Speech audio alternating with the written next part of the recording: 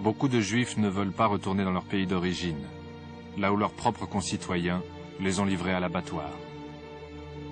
Les envoyés sionistes leur offrent l'espoir d'une nouvelle vie.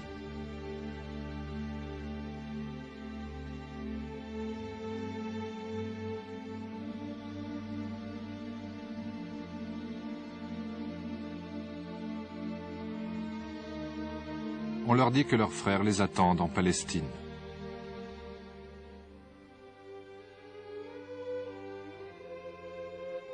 À Jérusalem, Khalil Rad est photographe. Lui, il conserve la mémoire des Palestiniens.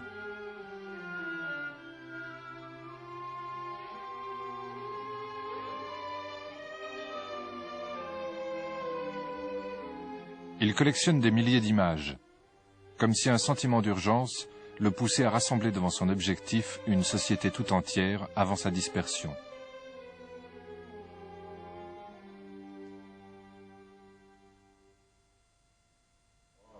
En 1946, le nationalisme juif n'est plus une utopie. Il y a 500 000 juifs en Palestine. Ils exigent des visas pour 100 000 rescapés du génocide. Ils ne parlent plus de foyer national, mais d'indépendance.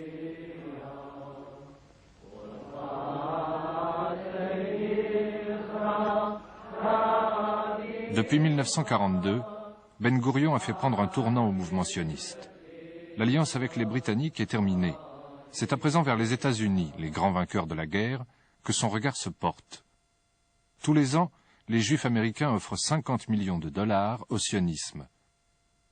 The late President of the United States, and only recently the joint resolution of the United States Congress asking for freedom of Jewish immigration, which will result in a free and democratic Jewish Commonwealth in Palestine. It was the Jewish people who made Palestine. That was Palestine who made the Jewish people. That no other people in the world made Palestine. No other people in the world was ever made by Palestine.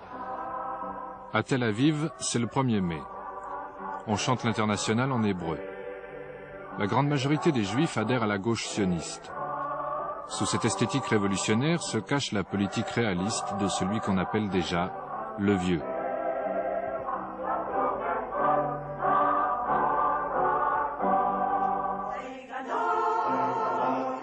Face à Ben Gourion, l'opposition de droite. Menachem Begin a succédé à Jabotinsky.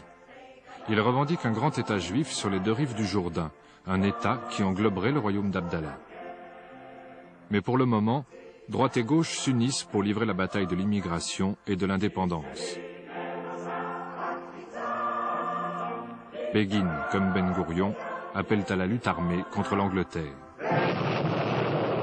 Le 22 juillet, l'Irgun fait sauter l'état-major des forces britanniques à Jérusalem. La Haganah, dirigée par Ben Gourion, l'Irgun de Menachem Begin et un groupe encore plus radical, le Stern, additionnent des centaines d'attentats.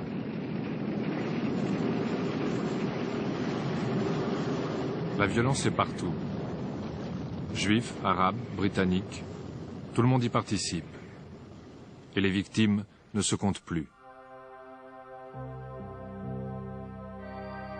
Pendant ce temps, tous les jours, des bateaux surchargés d'immigrants illégaux forcent le blocus britannique. Lorsqu'ils sont arraisonnés, leurs passagers sont expulsés ou internés. Quelques-uns coulent en chemin avec leur cargaison humaine.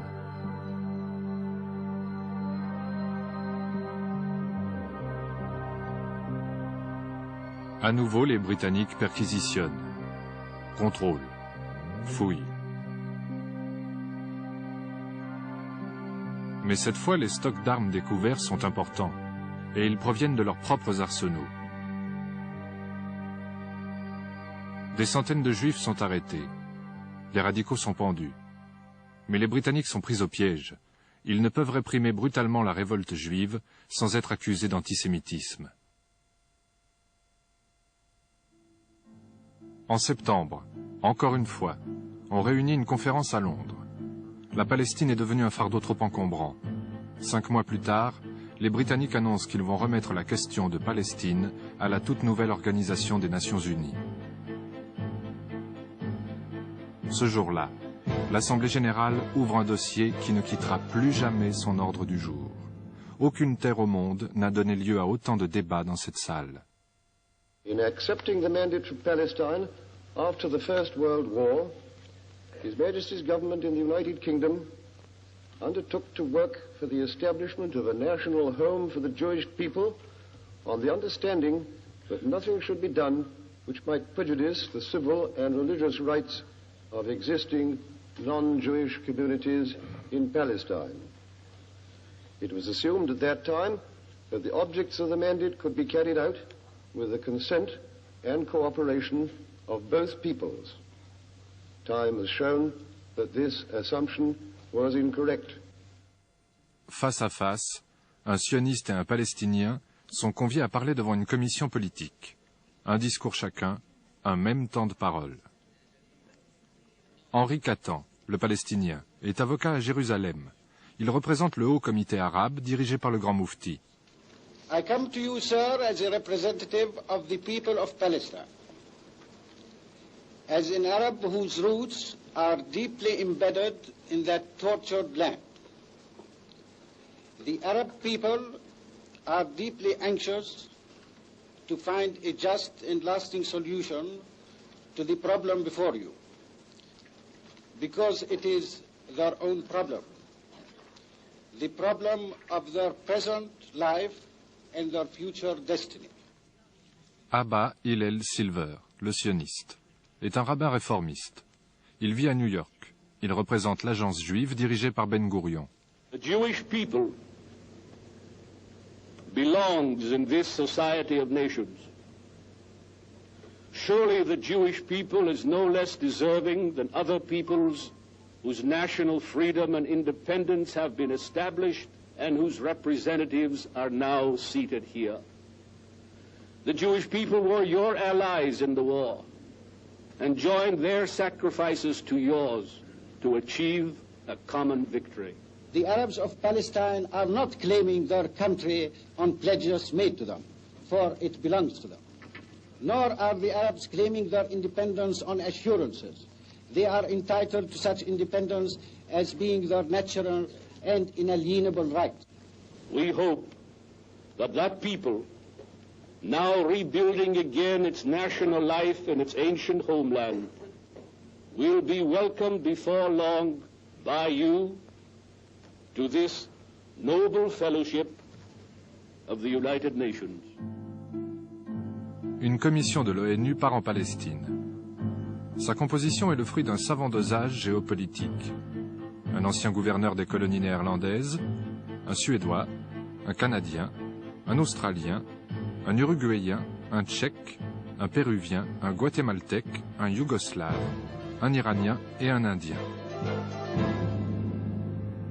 Depuis 25 ans, c'est la 17e commission d'enquête en Palestine. Mais celle-ci va jouer un rôle capital. Pendant qu'ils inspectent, qu'ils essayent de comprendre et qu'ils cherchent une solution à une situation déjà très complexe, la Haganah prépare soigneusement une action pour les influencer. C'est l'affaire de l'Exodus. Le 18 juillet, l'Exodus est arraisonné par les Britanniques au large de Gaza. À son bord, 4500 immigrants illégaux, encadrés par des officiers de la Haganah. Ils refusent de se rendre. Il y a des morts, des dizaines de blessés.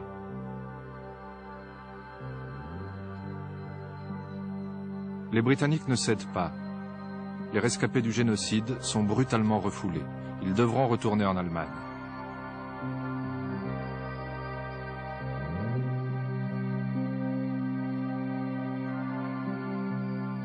Plusieurs membres de la Commission des Nations Unies assistent à ces scènes tragiques et leur décision est prise.